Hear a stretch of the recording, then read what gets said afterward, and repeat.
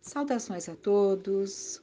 Vamos buscar novamente no livro Jesus e Nós, em que temos psicofonias do Dr. Bezerra de Menezes, através da mediunidade, através do médium Divaldo Franco. Vamos ver mais uma então. Meus filhos, que Jesus nos abençoe. Anoitece na terra. As sombras se adensam nas paisagens onde antes fulgia a esperança, deixando a impressão de que tempestades não aguardadas rugirão ameaçadoras. As estrelas, momentaneamente, ficam encobertas no seu brilho e as perspectivas fazem-se grotescas. Vivemos a hora das definições. Crepúsculo da cultura e da civilização é também madrugada da nova ética. Então, olha, vamos gravar bem essas palavras. As estrelas momentaneamente ficam encobertas no seu brilho e as perspectivas fazem-se grotescas, porque ele coloca dizendo que anoitece na terra, as sombras se adensam. Vivemos a hora das definições. Crepúsculo da cultura e da civilização é também madrugada da nova ética. Então, se vivemos ali uma noite, né? Não nos esqueçamos que a partir da meia-noite já começa o amanhecer. Então, é o crepúsculo da cultura e da civilização. Vivemos horas das definições. Crepúsculo da cultura e da civilização é também madrugada da nova ética, ou seja, se vivemos ali um crepúsculo, né, um entardecer ali, perdendo ali quantas coisas da cultura, da civilização, mas ao mesmo tempo, esse anoitecer traz uma madrugada em que brilhará a nova ética. Iniciar-se-á a era da nova consciência, na qual a criatura humana será convidada a responsabilidades fora dos modelos tradicionais. Ouçamos bem, porque a gente vive momentos em que não sabemos exatamente como as coisas se darão, não é? Mas essa era da nova consciência, o que é a nova consciência? Nós sabemos que nós já adentramos no milênio do espírito, né? Esses séculos vindouros trará grandes mudanças, na qual, né, essa era da nova consciência, a criatura humana será convidada a responsabilidades fora dos modelos tradicionais. O conhecimento propiciará a todos os vanguardeiros do progresso a visão positiva do que fazer, quando realizar e como expressar-se. Nesse momento histórico, que também é de desafio, os cristãos decididos de ambos os planos da vida, estamos convidados à ação renovadora. Indispensável que nos equipemos com recursos que possam contribuir de maneira definitiva para a instalação do período especial, deixando à margem questiúnculas, as de significado alternativo, para pensarmos em uníssono numa diretriz que demonstre a excelência do pensamento do Cristo. Então, não nos perdemos aí em meandros, né? E buscarmos aí uma sintonia, uma ligação em que todos nos sintamos ligados, né, com a excelência do pensamento do Cristo. Deixando de lado questões pequenas, questiúnculas. Desnecessário demonstrar que a criatura humana, sedenta de liberdade, ao receber o prelúdio da mensagem grandiosa, faz-se libertina, por falta de amadurecimento psicológico e buscando os ideais superiores, ata os pés nas velhas paixões ególatras, sem a coragem de romper tais amarras para pensar na consciência geral do bem. Então, ele coloca que é desnecessário, né? Demonstrar que todos temos essa sede de liberdade e que ao recebermos aí um princípio dessas mudanças, acabamos muitas vezes nos fazendo libertinos por falta de amadurecimento psicológico. Então, essa liberdade que tanto aguardamos, que tanto se lutou por ela, liberdades em todos os sentidos, que sempre deveriam ter um sentido muito positivo, porque próprio Deus nos deu o livre-arbítrio, então nos dá a liberdade de escolha. No entanto, perdemos-nos em libertinagens, quando ele diz, face sedenta dessa liberdade, face libertina. E por quê? Por falta de amadurecimento psicológico. Então, essa falta de maturidade faz com que acabemos, quantas vezes, buscando os caminhos do qual deveríamos fugir, né? Por não saber lidar com essa liberdade. Estamos, meus filhos, convidados a contribuir no esforço para a erradicação das causas do sofrimento. Educar no seu sentido lato. Então, olha, há coisas que já temos até que parar para refletir. Está se buscando a erradicação das causas do sofrimento, porque alcançando as causas, atinge-se a matriz e com isso busca-se ali a cura, né? Mas também tem a conotação de que a Terra não será mais palco de determinadas dores mais cruciantes, de determinadas doenças que detonam, né, aniquilam ali as nossas forças, o nosso corpo. Então, essas doenças mais graves desaparecerão da Terra, tanto que nós percebemos um avanço assim na saúde, na descoberta de doenças, e só não temos mais ainda porque existe um controle de interesses por trás de tudo isso. Então, educar no seu sentido lato, criar hábitos e instruir é a forma de socorrer para evitar a violência que a miséria socioeconômica estimula quando não lhe é geradora. Então, educar no sentido amplo, lato, né? Criar hábitos e instruir é a forma de socorrer para evitar a violência que a miséria socioeconômica estimula quando não lhe é geradora. E amar para que a mansidão do Cristo possa constituir-se alicerce básico da era nova. A mansidão do Cristo.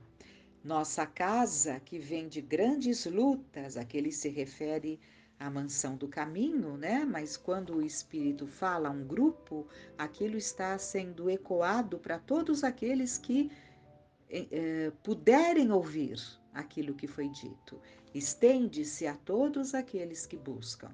Então, nossa casa, que vem de grandes lutas para a concretização dos objetivos saudáveis, atravessando borrascas e vencendo mares procelosos, na figuração da barca de Fabiano.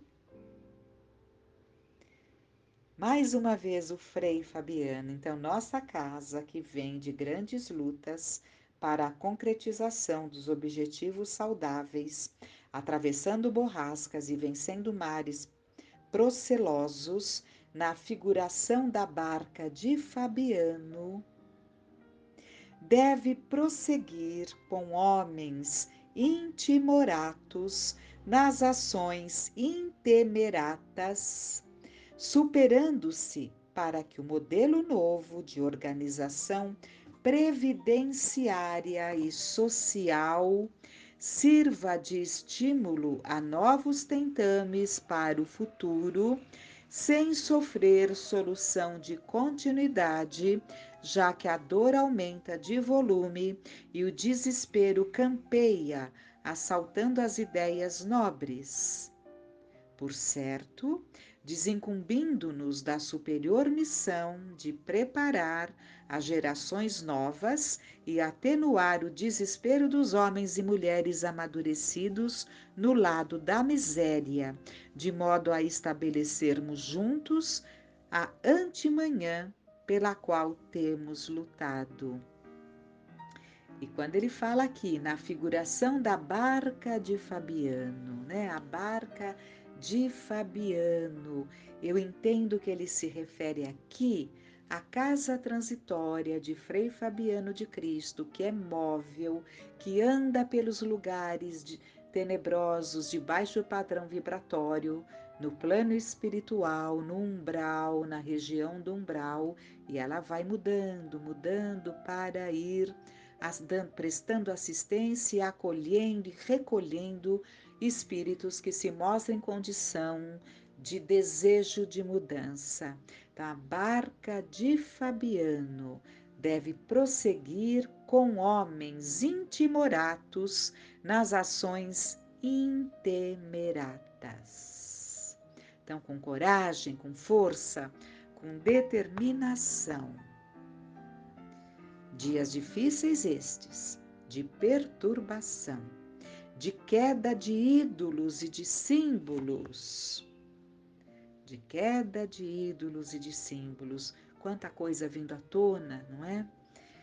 De renovação ética, então época, dias difíceis, mas de renovação ética, de novos paradigmas que têm sido buscados nas alucinadas expressões materialistas, quando facilmente Jesus sintetizou todas essas necessidades em um único e particular, que é a indispensável necessidade do autoencontro, sem o qual a falência dos objetivos é inevitável.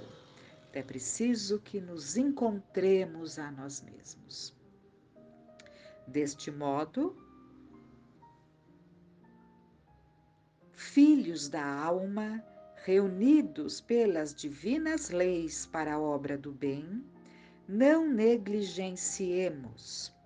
Perseveremos unidos, leais e francamente irmanados na desincumbência dos nossos deveres. Quem anda na luz não tropeça em obstáculos, disse-o Senhor nosso, em outras palavras.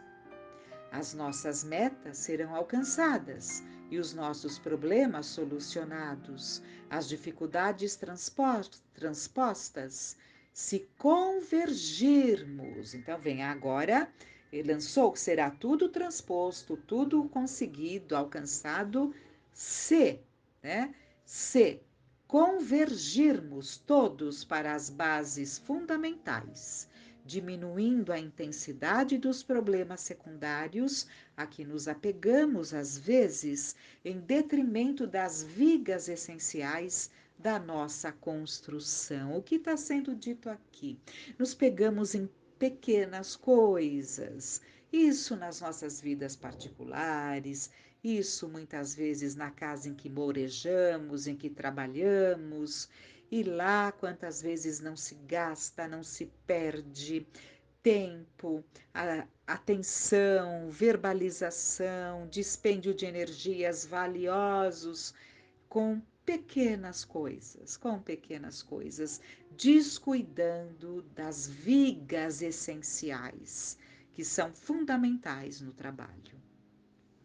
Nossos e vossos amigos espirituais estamos de pé convosco na batalha da edificação do período de luz que já começa nessas horas de anoitecer. Sede probos, tende bom ânimo e vencei as paixões que a todos nos atam na retaguarda. Exorando ao Senhor de bênçãos que nos socorra e nos liberte de nós mesmos, o servidor humílimo e paternal de sempre, Bezerra. E ele ainda continua depois da assinatura Bezerra, ele coloca, assinatura Bezerra não, porque foi psicofonia, né? Mas ele dá uma pausa e ainda fala: muita paz, meus filhos. Então, Bezerra, muita paz, meus filhos. Vejam que convite aqui nós temos, não? Que convite, que convocação, para que percebamos ali o quanto devemos aproveitar. É como se nós estivéssemos vivendo momentos. Precisamos estar atentos, porque nós somos muito descuidados, mas é como se nós estivéssemos vivendo momentos nas nossas vidas em que está estabelecido, ou nós caminhamos em passos firmes, construindo o nosso caminho numa rocha, como ensinou Jesus, né? Como que ele ensina?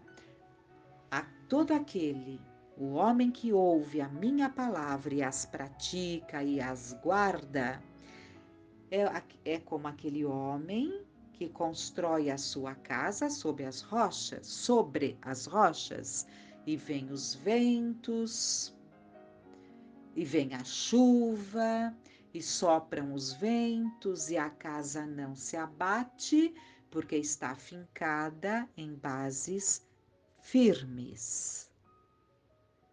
Mas aquele que não guarda as minhas palavras, ou seja, que não dá importância, constrói a sua casa na areia, e vêm as chuvas, e sopram os ventos, e nós já podemos imaginar o que acontece com essa vida descuidada que muitas vezes temos, sem fincar os nossos pés nas nossas convicções, na convicção de que mais do que nunca temos que nos ligar ao Pai Criador.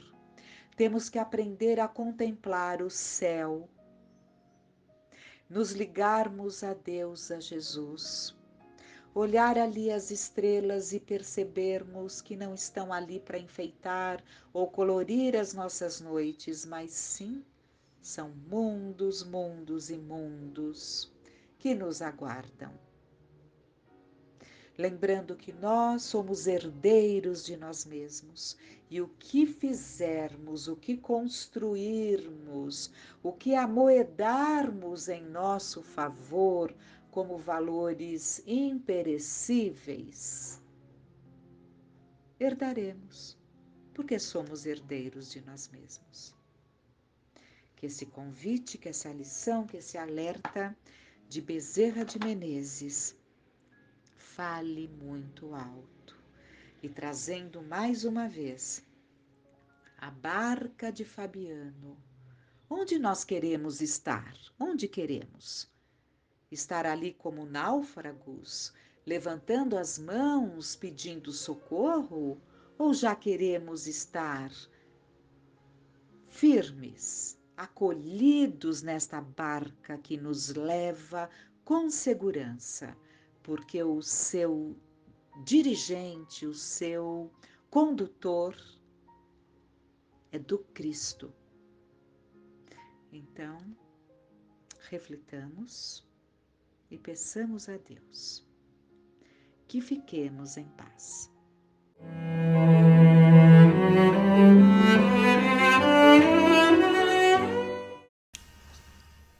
Olá pessoal, tudo bem? Vamos continuar o estudo do livro A Imensidão dos Sentidos, aprendendo a lidar com a sua mediunidade.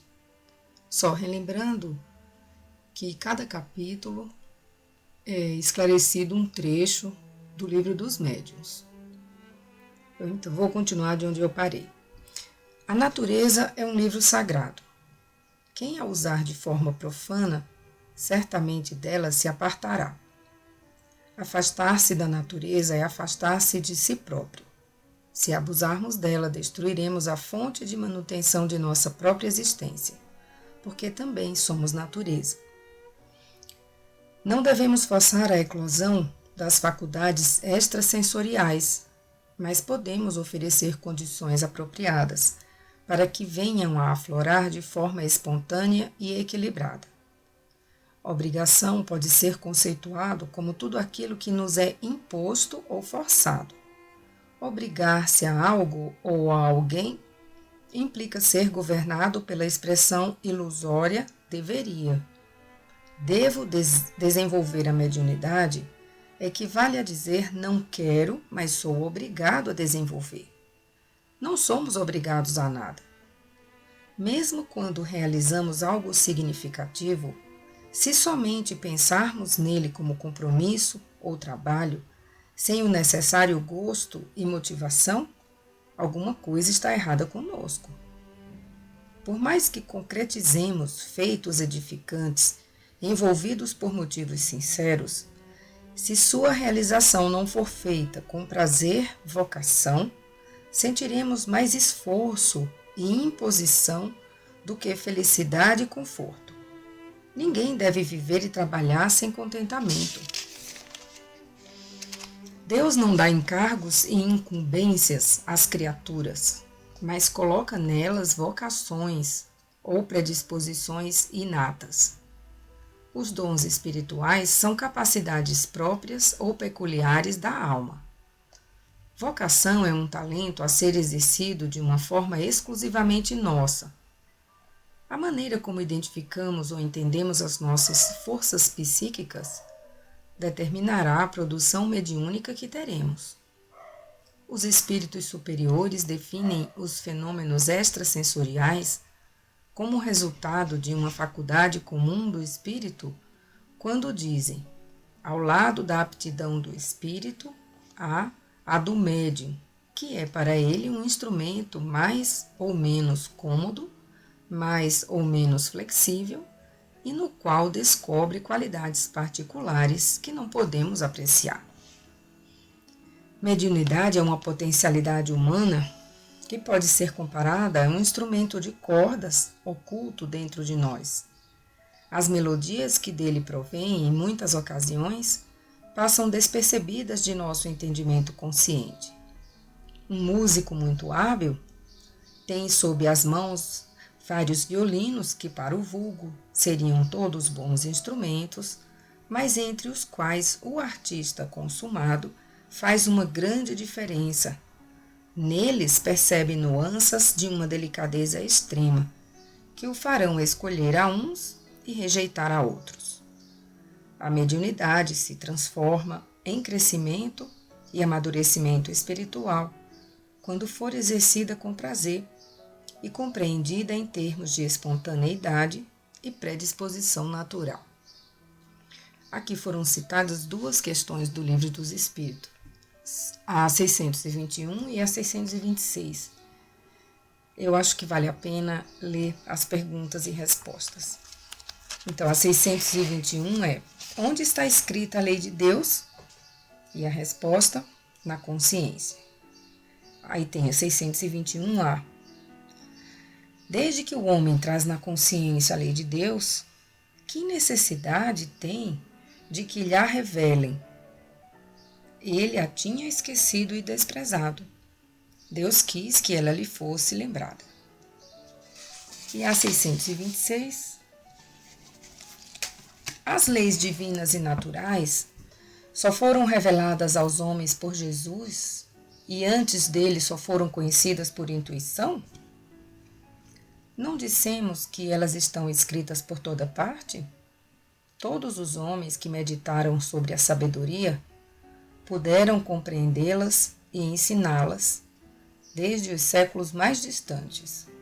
Por seus ensinamentos, mesmo incompletos, eles prepararam o terreno para receber a semente, estando as leis divinas escritas no livro da natureza. Estando as leis divinas escritas no livro da natureza, o homem pôde conhecê-las sempre que desejou procurá-las. Eis porque os seus princípios foram proclamados em todos os tempos pelos homens de bem, e também porque encontramos os seus elementos na doutrina moral de todos os povos saídos da barbárie, mas incompletos ou alterados pela ignorância e a superstição. E agora vamos ao próximo capítulo. Ecos do Mundo. Aí vai o trecho do Livro dos Médiuns. A transmissão do pensamento ocorre também por intermédio do espírito do médium, ou melhor, de sua alma, uma vez que designamos sob esse nome o espírito encarnado. O espírito estranho, nesse caso, não atua sobre a mão para fazê-la escrever, não a toma, não a guia. Ele age sobre a alma, com a qual se identifica. Isso está na segunda parte do Livro dos Médiuns, capítulo 15, item 180. A proposta de Sócrates, conhece-te a ti mesmo, pode ser comparada simbolicamente com a pedra filosofal. A pedra filosofal é uma substância lendária procurada insistentemente pelos alquimistas medievais, porque se acreditava que ela possuía a capacidade de transformar em ouro os mais vis dos metais. Isso é uma nota do autor espiritual. A pedra filosofal que ilumina e transforma nosso mundo íntimo para que tomemos consciência de nossos sentimentos e emoções no exato momento em que eles ocorrerem. Na França do século XVII, afirmava Blaise Pascal, à medida que temos mais luz, mais grandeza e baixeza descobrimos no homem. O autoconhecimento proporciona ao indivíduo uma consciência autorreflexiva. A mente consegue supervisionar as reações, identificando e nomeando as emoções despertadas. À primeira vista, pode parecer que nossas sensações não requeiram esclarecimento por nos parecerem demasiadamente claras e evidentes. Porém, se fizermos uma reflexão mais acurada, perceberemos o quanto fomos indiferentes ao que realmente sentimos diante do fato ocorrido. A autoconsciência é a capacidade de registrar tudo o que está sendo vivenciado. Ao discernirmos a emoção manifestada, damos o primeiro passo para o autocontrole emocional e, em virtude disso, quando entrarmos num estado negativo, não ficaremos nele demoradamente, remoendo-o, mas sairemos dessa situação de modo mais rápido. Em síntese, a compreensão nos ajuda a administrar nossas emoções. Existe uma enorme distância entre estar consciente das sensações e querer afastá-las. Por exemplo, ao dizermos não devo sentir isso, estamos evitando o nosso sentir. Quando de forma sincera nos perguntarmos o que realmente estou sentindo, aí sim iniciaremos o processo da autoconsciência, que é a compreensão de nossas sensações íntimas. Estar ciente de nosso estado de espírito não é possuir uma atenção julgadora e punitiva de nossos estados mais profundos, querendo nos livrar deles ou tentando mudá-los de modo impulsivo, mas fazer uma observação equânime dos sentimentos desordenados ou agitados. No melhor de si, o entendimento dos sentidos nos leva a um maior grau de liberdade ou de livre escolha. Em suma, uma opção de agir baseada em nossos sentimentos e emoções conforme nos convier. À medida que um indivíduo não admite ou não reconhece o que ocorre em seu campo sensório, ele se torna um mau intérprete de si mesmo e, como consequência, não consegue traduzir com clareza o que sentem as inteligências, encarnadas ou não, que com ele convivem. Como a transmissão do pensamento ocorre também por intermédio do espírito do médium, ou melhor, de sua alma. Se a recepção das ondas mentais for inadequada, a mensagem pode perder sua autenticidade. Se ele não registra a totalidade de sua vida emocional, isso é, não a incorpora a si mesmo, como irá reproduzir um outro pensamento ou ideia sem prejudicar a pureza das impressões transmitidas? No entanto, se for autoconscientizado, estará em sintonia com o campo magnético à sua volta, porque compreendeu que essa área energética exercerá influência sobre ele próprio e produzirá um fluxo que facilitará suas comunicações interpessoais e, igualmente, aquelas com as dimensões invisíveis da vida. Nossos sentimentos e emoções sempre estão nos dizendo sobre nossas necessidades e relações físicas ou transcendentais com os outros. Sensações devem ser incorporadas ou integradas. Aceitá-las não quer dizer que devamos agir de acordo com elas, mas simplesmente que nós as percebemos como realmente são. As 3 etapas: conscientização, aceitação e reflexão fazem parte de um processo que proporciona saúde mental e ou espiritual. As criaturas denominadas ecos do mundo são aquelas que estão na Terra à mercê de tudo o que as rodeia. Estão envolvidas inconscientemente por coisas, pessoas, situações e fatos, como folhas perdidas ao vento na imensidão de uma planície. Elas desconhecem as raízes de suas reações emocionais e ignoram as energias que chegam em seu campo sensório. O ser autoconsciente não é apenas aquele que é suscetível às sensações agradáveis e refrescantes ou àquelas que o envolvem numa atmosfera de calor e mal-estar quando alguém dele se aproxima. Tampouco é aquele que registra os efeitos de energia na pele, ou seja, os toques de sua aura com outras auras. Os arrepios são subprodutos de uma força energética que atinge os plexos nervosos, provocando uma irradiação pela superfície cutânea. Aqui eu vou abrir um parêntese para comentar mais sobre aura. Nesse trecho, a aura está entre aspas, tá? Então eu vou ver uma passagem aqui do livro A Gênese, para a gente entender melhor esse conceito. Os fluidos e a fotografia do pensamento. O item 5.1, os fluidos. No livro A Gênese, Allan Kardec explica-nos que os fluidos espirituais constituem um dos estados do fluido cósmico universal. São a atmosfera dos seres espirituais. São o elemento onde eles escolhem os materiais com que operam. São o veículo do pensamento, como o ar é o veículo do som. Aí 5.2, a fotografia do pensamento. Ao criarmos imagens fluídicas, o nosso pensamento se reflete em nosso envoltório perispirítico como num espelho. Isso toma um corpo, podendo ser fotografado, ou seja, captado pelo nosso interlocutor. O campo da aura. No capítulo 10, Fluxo Mental, de Mecanismos da Mediunidade, o espírito André Luiz nos diz que a alma encarnada ou desencarnada está envolvida por uma túnica de forças eletromagnéticas, em cuja tessitura circulam irradiações que lhe são peculiares.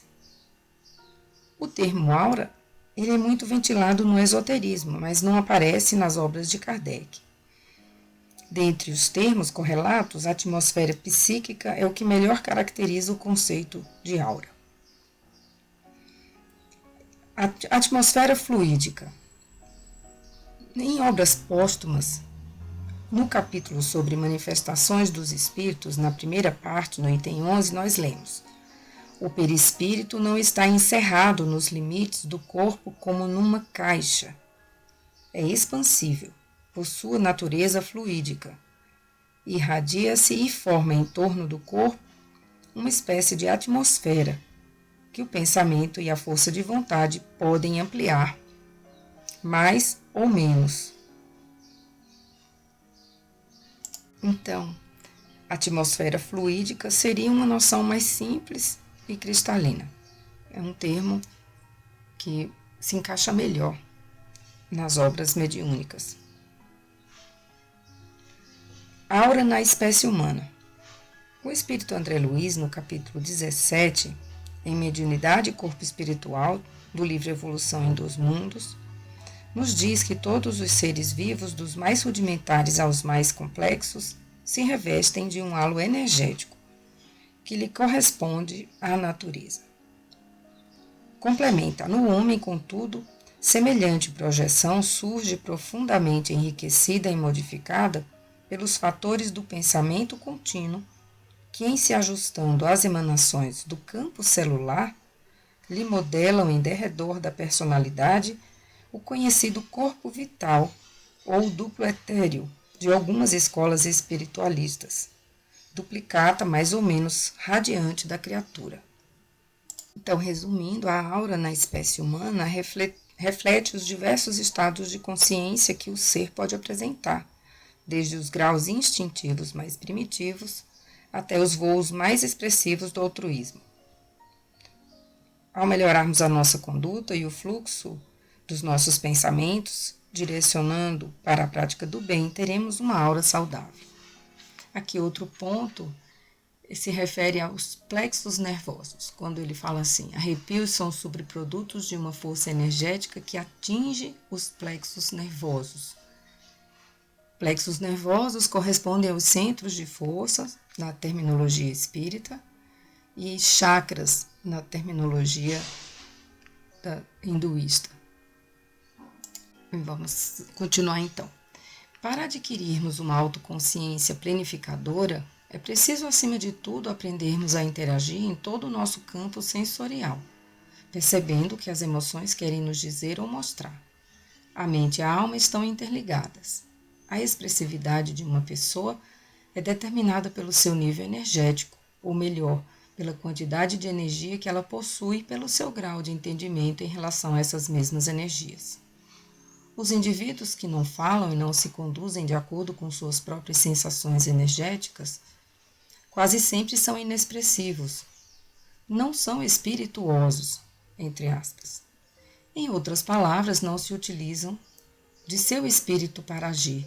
São considerados reflexos do mundo, ou vozes ao léu. Cada um de nós deve assumir o comando da própria casa mental. Nesse caso, o envolvimento fluídico assume vários aspectos. A pessoa se torna médium do que os outros querem que ele diga e faça. Ela diz: não sei o que se passa comigo, tenho mudanças radicais e instáveis de comportamento, quase não me reconheço.